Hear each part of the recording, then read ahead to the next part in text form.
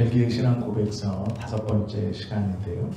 8조 9조를 볼 것인데요. 오늘은 계속 들어도 이해가 잘 되지 않는 신앙의 신비라고 말씀하시는 삼위일체에 대해서 함께 나누려고 합니다.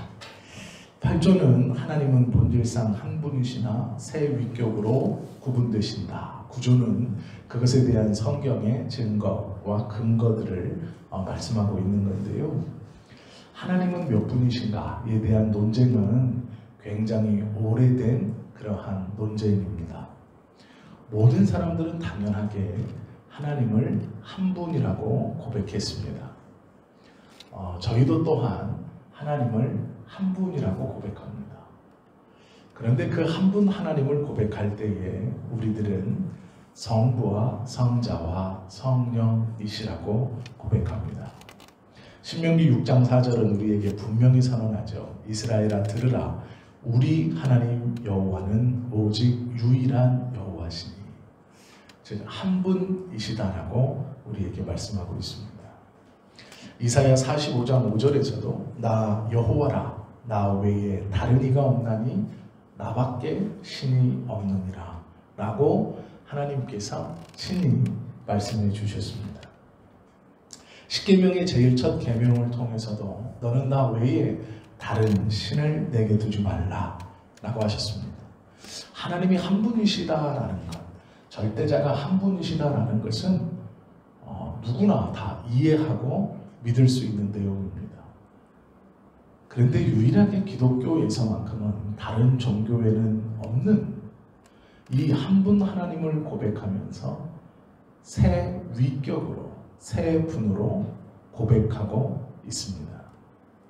하나님은 한 분이신데 하나님, 예수님, 성령님을 또한 하나님이라고 고백하고 있습니다. 하나님도 하나님이고 예수님도 하나님이고 성령님도 하나님이다. 그래서 어떤 분들은 이것을 정리해 주시려고 이렇게 말합니다. 세 분이 계시는데 그분은 절대자, 신, 즉 하나님으로 불리는 세 분이시다. 그래서 우리가 하나님이라는 말은 절대자라는 말이고 절대자 성부 하나님, 절대자 예수님, 절대자 성령님 이렇게 불리는 것이다. 즉 하나님이란 말은 호칭이고 그 호칭을 쓰시는 분이 세 분이 있다 이렇게 말합니다. 이것은 잘못된 말입니다. 또 반대로 어떤 분은 한 분이 세 가지 모양을 가지고 보여주시는 것이다 이렇게 설명을 합니다. 이것 또한 잘못된 것입니다.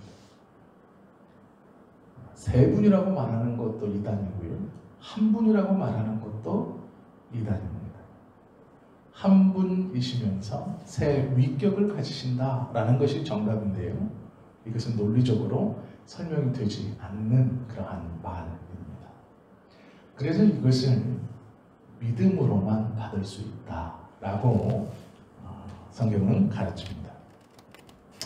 벨기에 신앙 고백서 8조에서는 이렇게 말씀합니다. 우리는 이 진리와 이 하나님의 말씀에 따라 오직 한 분 하나님을 믿으니 그분은 본질상 한 분이시며 세 위격이시고 그분의 비공유적 속성에 의해 실제로 참으로 영원히 구별되는 성부, 성자, 성령이십니다. 이거를 하나하나 뜯어서 설명을 드려도요. 결국에는 그래서 세 분이라는 겁니까? 한 분이라는 겁니까? 이 질문밖에 안 나옵니다.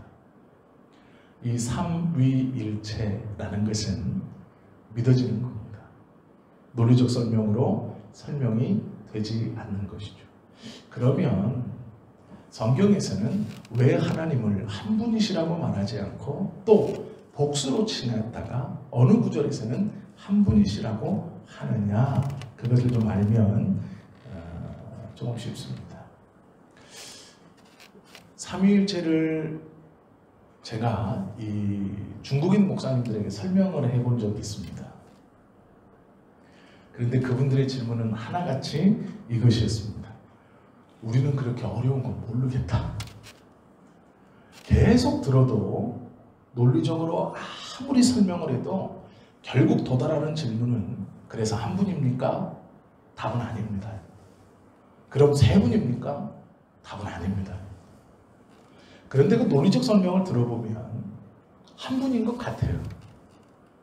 또 조금 더 들어보면 세 분인 것 같아요. 그럼 한 분이라고 가르쳐야 됩니까? 세 분이라고 가르쳐야 됩니까?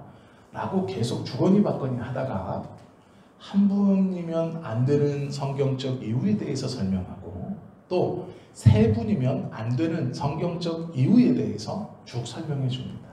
그러면 나오는 말이 우리는 모르겠다입니다. 그런데 그것이 정답입니다. 하나님에 대해서 우리는 모르는 게 당연합니다. 하나님께서 우리에게 원하시는 것은 믿음인 것이지 논리적으로 네가 나를 이해해야 한다라고 말씀하시지는 않습니다. 그것의 대표가 삼위일체입니다. 그런데 놀라운 것은 성경에서는요, 이 삼위일체의 하나님을 우리에게 믿음으로 받으라 그렇게 가르쳐주고 있습니다. 그래서 믿음이 없이는 이 삼위일체를 받아들일 수 없습니다. 기독교가 독특한 이유가 무엇이냐? 사람이 만들어낸 종교가 아닌 이유 중 가장 중요한 첫 번째 이유는 기독교가 됨, 즉 기독교가 예수 믿는 종교가 됨의 가장 특별한 점은 이 삼위일체입니다. 인간의 이성으로는 도저히 설명할 수 없고 이해되지 않는 것을 믿는 것. 세상의 모든 종교는요, 사람이 고민하면 풀어낼 수 있습니다. 제가 성철 스님의 한 구절을 어제 본 적이 있습니다. 기억이 나가지고 그분이 이제 걱정하지 말아라 이 주제였어요. 근데 많은 사람들이 걱정과 염려를 하니까 걱정하지 말아라 이 말로 한 것인데 이렇게 푸셨더라고요. 몸이 아픈 사람과 몸이 안 아픈 사람. 몸이 안 아픈 사람은 걱정할 것이 없다.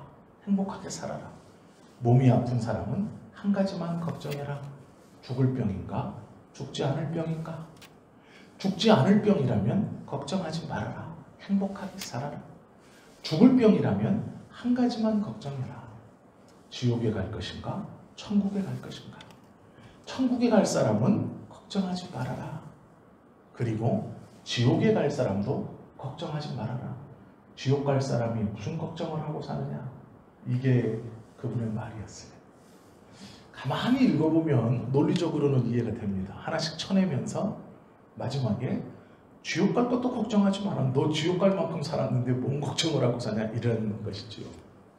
여기서 더 깊은 것을 찾으려고 하면 그건 그냥 말꼬투리 잡고 시비 거는 것밖에 안 됩니다. 그런데 놀라운 것은요,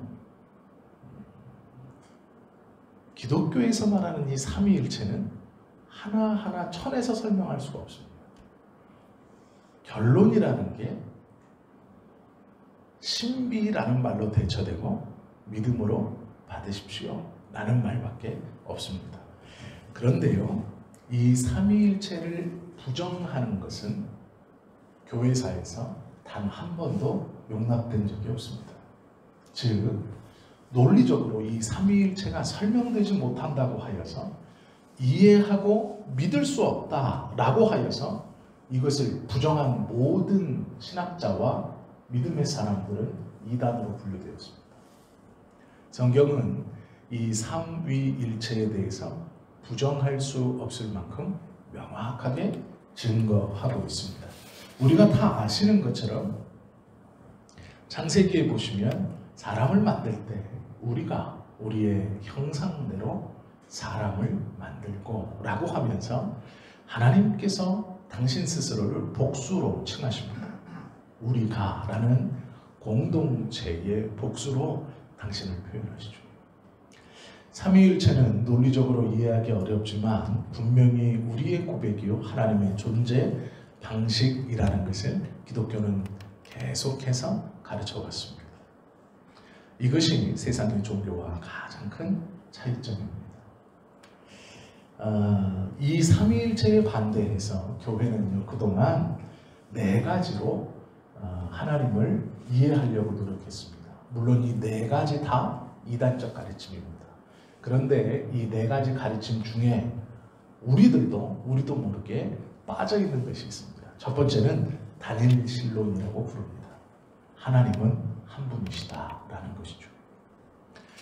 하나님은 한 분이시다. 즉 알라처럼 최고의 절대신은 한 분이고 그 밑에 하위신들이 있다. 그 하위신들 중에 조금 뛰어나고 탁월한 사람이 예수이고 성령이다. 이렇게 믿는 겁니다. 그래서 하나님은 한 분이다. 이 단일신론, 한 분 하나님만을 강조하는 것은 이단적 가르침이었습니다. 두 번째는 반대로 삼신론입니다. 하나님은 세 분이다 라는 가르침입니다. 하나님은 세 분이 따로 독립적으로 계시고 이 세 분이 하나님, 예수님, 성령님이시다. 이렇게 가르치면 삼신론이라고 해서 이것도 초기 기독교에서부터 계속 이단으로 정죄받은 이론입니다. 세 번째는 양태론입니다. 한 분 하나님이 여러 가지의 모양을 취했다. 즉 한 분이 성부로도 계셨다가 성자로도 보이셨다가 성령으로도 활동하신다. 이것이 양태론입니다. 한 분이 여러 모양을 취해서 보여주신다라는 것이죠. 이것도 이단적 가르침입니다. 하나는 마지막은 양자론입니다. 이것이 마지막까지 문제가 되었던 것인데요. 이 양자론이라는 것은 하나님이 하늘에 계시고 예수님이 태어나셨는데 이 예수님이 그 당시에 남들보다 신앙이 탁월했습니다. 경건함이 깊었습니다. 그래서 하나님이 이 인간 예수, 그냥 요셉과 마리아의 아들이었던 이 예수를 택해서 사용하셨다라는 것이 양자론입니다. 즉 예수님은 하나님이 아니고 하나님이 귀하게 쓴 여러 믿음의 사람 중 가장 탁월하게 믿음이 좋고 가장 경건했던 사람이다. 즉 하나님이 가장 귀하게 쓰셨던 사람 중 하나이다 라고 주장하는 것이 양자론입니다. 유대인들은 이 양자론을 믿고 있습니다. 그래서 예수님은 메시아가 아니다 이렇게 말하는 것이고요. 무슬림 또한 예수에 대해서 선지자 중 하나이지 그가 하나님은 아니다. 왜? 무슬림은요 단일신론을 믿고 있습니다. 즉 알라 하나님은 한 분입니다. 그 한 분이 인간 예수를 선지자로 쓴 것이고 맨 마지막 선지자가 마호메트인 겁니다. 그래서 마지막에 사용된 선지자의 말이 하나님의 뜻에 가장 가깝다 이렇게 믿고 있는 것이죠. 창세기 1장 26절 27절에 보면요. 하나님이 이르시되 우리의 형상을 따라 우리의 모양대로 우리가 사람을 만들고 그들로 바다의 물고기와 하늘의 새와 가축과 온 땅에 기는 것을 다스리게 하자 하시고 하나님 자기 형상 곧 하나님의 형상대로 사람을 창조하시되 남자와 여자를 창조하시고 라고 기록하고 있습니다. 하나님께서 사람을 만드시는데 우리의 형상대로 우리가 사람을 만들자라고 말씀하시죠. 삼위일체에 관한 중요한 내용은요. 하나님은 한 분이시다. 그러나 이 한 분은 세 위격으로 구분되신다. 그리고 이 세 위격으로 구분된 하나님은 분리되지 않으시지만 온전히 독립적이다라는 말입니다. 잘 모르시면 삼위일체라는 것이 하나님이 한 분이시고 세 위격으로 구분되시는구나. 이것을 삼위일체라고 성경에서 말씀하시는구나. 여기까지만 알고 계시면 됩니다. 그리고 이 삼위일체는 세상 종교와는 다르게 기독교만이 유일하게 가지고 있는 논리적이지 않은 신에 대한 비춤입니다. 그런데 우리가 이 삼위일체를 알아야 되는 이유가 있습니다. 그것은 삼위일체가 주는 유익이 있기 때문에 그렇습니다. 성경에서 말씀하시는 삼위일체를 믿음으로 받으면 유익한 것이 있습니다. 그것이 뭐냐면 우리의 구원을 이해하는데 유익이 큽니다. 즉 우리의 구원은 하나님이 어느 날 갑자기 내가 저 사람들 구원해야 되겠다 이렇게 해서 어느 날 갑자기 하나님의 기분이 세상에 많은 날 중 어떤 날 탁 튀어서 내가 기분 전환을 위해서 저 사람들을 구원해야지 이렇게 하신 게 아니라는 것을 보여주는 대표적인 게 삼위일체입니다. 우리의 구원에 유익이 있다는 것은 이런 것입니다. 하나님이 계획하셨고 예수님이 실행하셨고 성령님이 보증하셨다라는 말입니다. 이 말을 조금 더 쉽게 하면요. 성부는 구원을 계획하시고 성자는 구원을 이루어 주시고 성령은 죄인들로 하여금 그것을 믿고 영접하게 하십니다. 즉 삼위 하나님의 합동적인 사역이 그래서 완성된 것이 구원입니다. 그러기에 우리의 구원은 우리의 기분이나 내 조건이나 내 어떠함이 아니라 삼위일체이신 하나님께서 함께 이루어 놓으신 완벽한 것입니다. 누구도 흔들거나 흐트러뜨릴 수 없는 것이 구원입니다. 즉 우리가 삼위일체를 믿는 것은 우리의 구원의 확실성을 믿는 것과 같은 것입니다. 구원받았습니다 라고 말하는 사람은 삼위일체를 고백하게 되어 있습니다. 교회에서 특별히 개혁교회에서 고백하는 모든 성경을 바탕으로 나온 신앙의 고백서, 벨기에 신앙 고백서, 도르트 신경, 그 다음에 웨스트민스터 신앙 고백서, 우리가 이전에 배웠던 게 뭐죠? 하이델베르크 요리문답. 이 모든 개혁교회에서 받는 이 신경들과 고백서와 교리서들이 하나같이 고백하는 가장 첫 번째, 하나님에 대해서 첫 번째 나왔을 때 붙드는 것이 이 삼위일체입니다. 벨기에 신앙 고백서는 가장 먼저 나온 신앙 고백서입니다. 그런데 놀랍게도요, 이 벨기에 신앙 고백서에서도 삼위일체를 이야기합니다. 가장 먼저 나왔는데 논리적으로 이해할 수 없는 것을 기록하고 있습니다. 신학이 발달하여서 나중에 나왔다면 벨기에 신앙 고백서에는 없고 한 500년 뒤에, 300년 뒤에 신학이 계속 발전해서 어느 순간 신앙 고백서가 나왔고 그 뒤에 새로 나온 신앙 고백서에 삼위일체가 딱 기록되어 있다면 하나님에 대해서 성경에서 발견하지 못했던 것을 한 300년 뒤에 처음 신앙 고백이 나오고 그 다음에 한 300년 뒤에 논리적으로 설명해서 발견하고 밝혔구나 라고 생각할 수 있습니다. 그런데 이 삼위일체는 처음부터 논리적으로 설명되지 않는 하나님에 대한 믿음에 대해서 처음 신앙 고백부터 기록되어져 있습니다.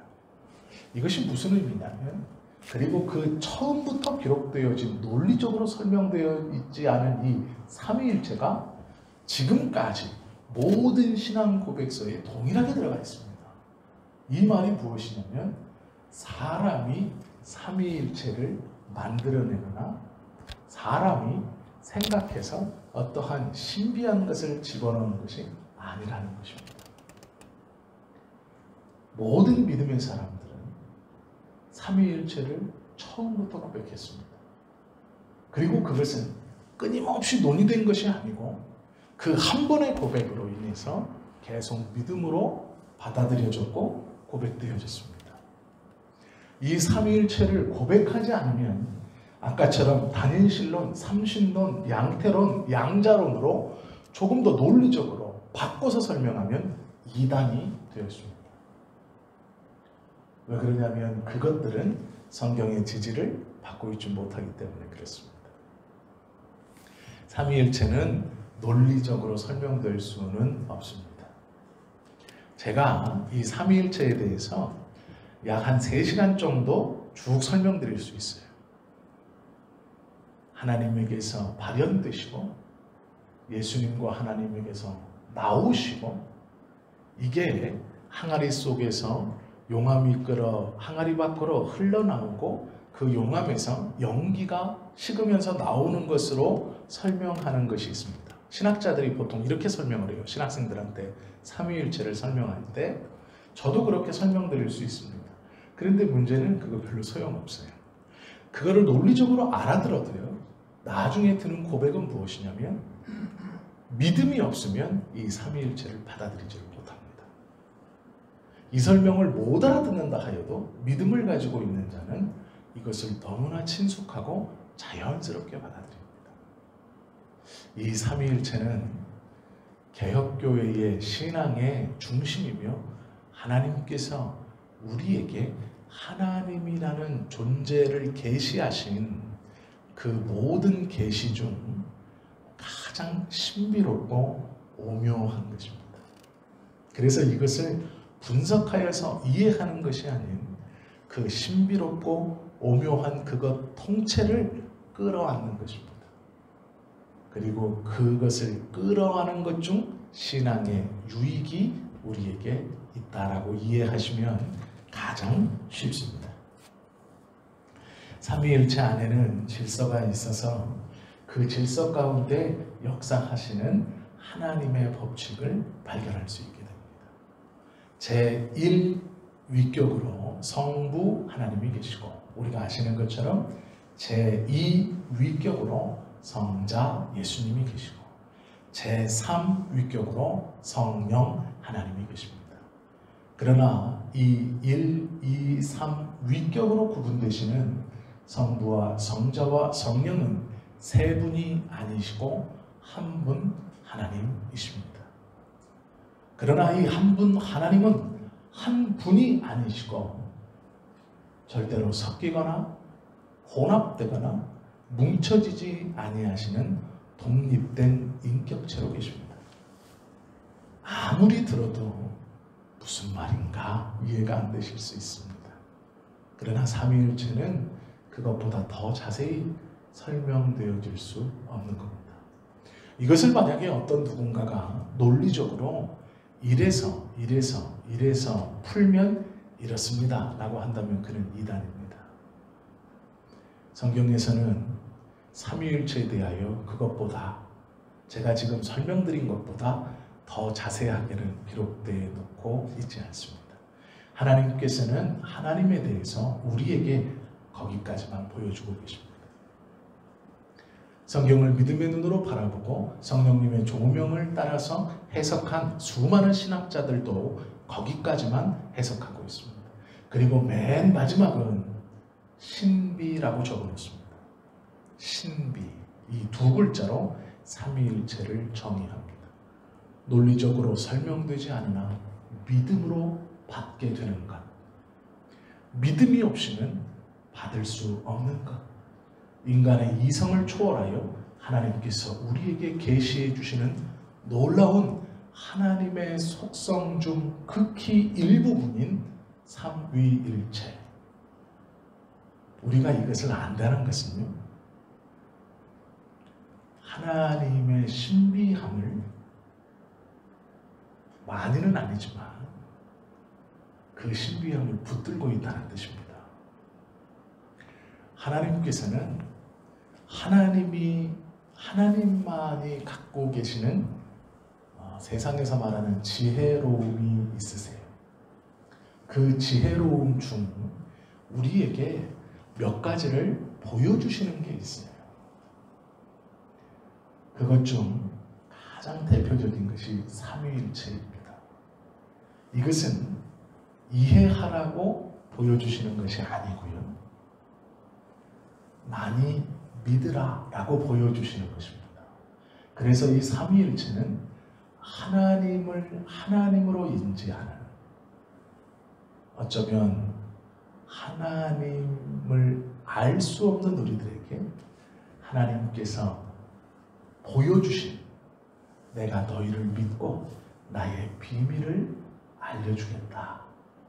흡사, 그렇게 너만 알고 있어야 되고 세상에 너희만 이것을 붙들고 알고 있다라고 알려주시면서 내가 너와 관계가 있다는 표인이라 라고 알려주신 것이 삼위일체입니다. 그러기에 이 삼위일체는 생각하면 생각할수록, 묵상하면 묵상할수록 하나님께서 우리에게만, 믿음을 가지고 있는 당신의 자녀들에게만 넌지시 보여주신 하나님의 여러 신비로운 속성 중 한 가지입니다. 이것을 논리적으로 파고들 것이 아니고요.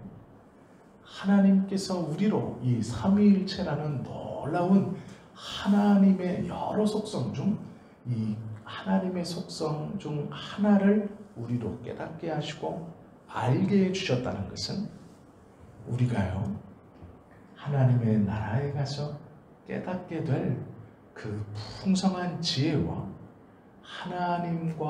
하나님께서 우리에게 지금은 공유해 주시지 아니하시는 비공유적 속성에 대해 깨달아가는 기쁨이 얼마나 크고 놀라운 것인가에 대한 작은 맛보기라고 생각해 주시면 될 겁니다.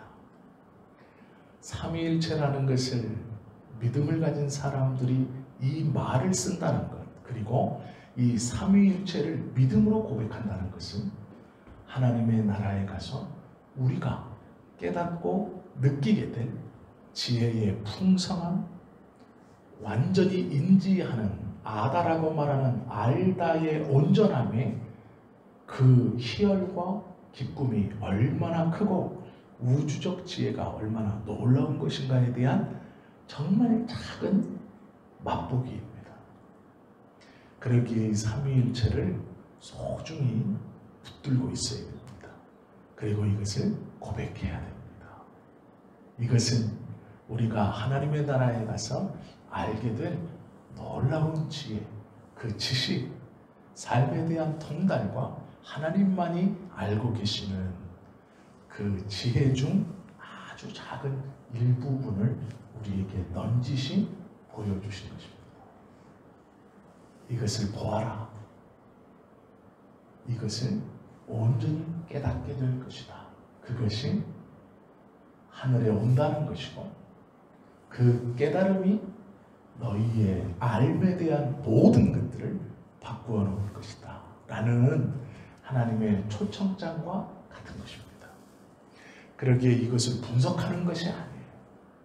이것을 붙들고 믿음으로 묵상하면서 하나님의 신적인 놀라운 보여줌의 일부분을 우리가 소중히 여기면 여길수록 그것을 깨닫지 못하는 어리석음에 빠지는 것이 아니라 하나님의 나라에서 깨닫게 될 그 비교할 수 없고 상상할 수 없는 엄청난 알미라는 것에 대한 기쁨, 물론 여러 하나님이 주시는 기쁨 중 하나이겠지만 단순히 이 지식적 암, 우주에 돌아다니는 수많은 철학과 하나님의 법칙 가운데 정말 작은 이 한 가지, 이거 하나를 온전히 깨닫기만 해도 얼마나 큰 기쁨인가, 그것을 보여주시기 위해 우리에게 성경을 통해 말씀해 주신 것이 삼위일체입니다.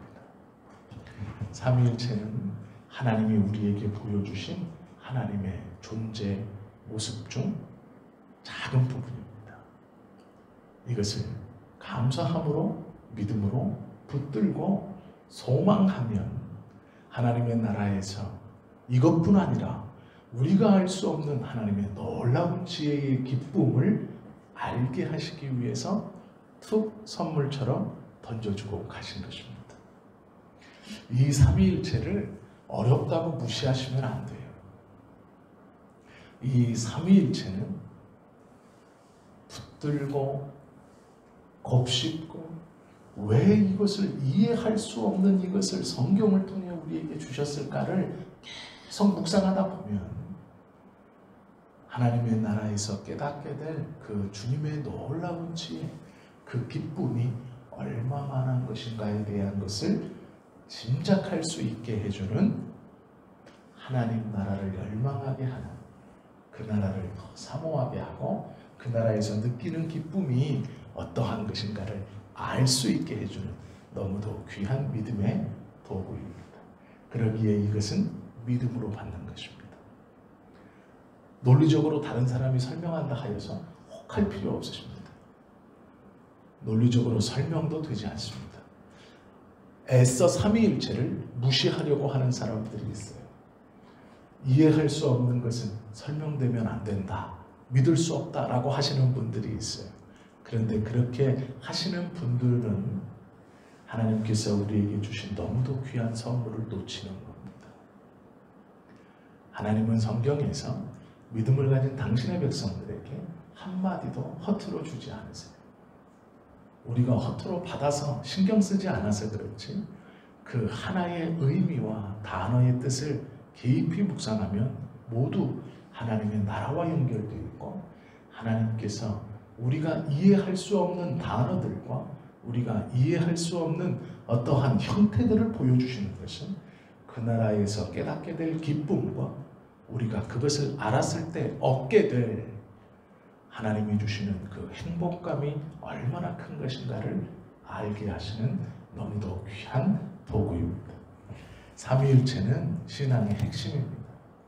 이것을 믿지 않으면 신앙의 근본이 흔들리는 것입니다. 아무렇지 않게 머리 아프다고 에이 그냥 그런 거지라고 생각하지 마시고요.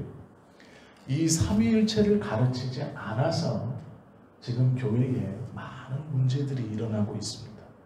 그리고 이 삼위일체를 가르치지 않기 때문에 하나님을 하나님으로 두려워하지 않는 일들이 벌어집니다.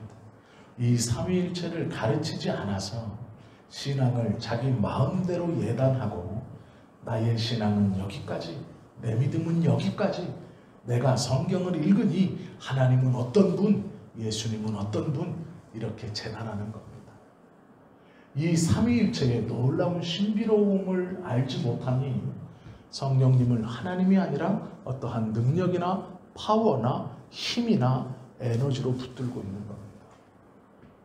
삼위일체를 이해하지 못하니 성령님을 병 고치는 능력이나 우리를 부자되게 만들어주시는 힘이나 이렇게 전혀 엉뚱한 하나님으로 고백하게 만들어버린 겁니다.